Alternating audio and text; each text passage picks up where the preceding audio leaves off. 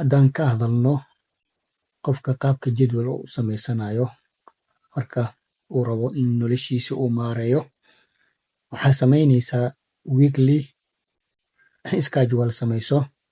Isbuucii maalinta Jimcaha marka la gaaro, nafsadaadii su'aal weydii.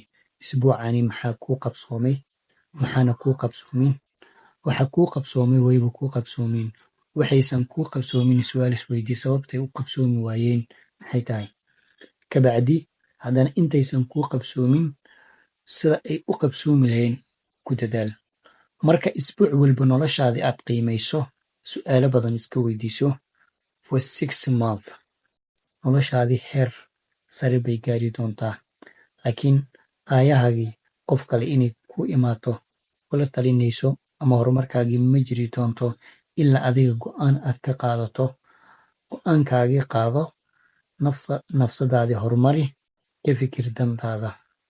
Haddaadan dantaadii ka fikirin, maanta maalin ahayd waad ka shalayn doontaa.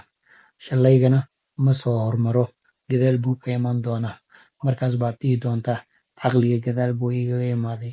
Laakiin caqligaagii kaasho, caruurnimo yay ku qaadeen.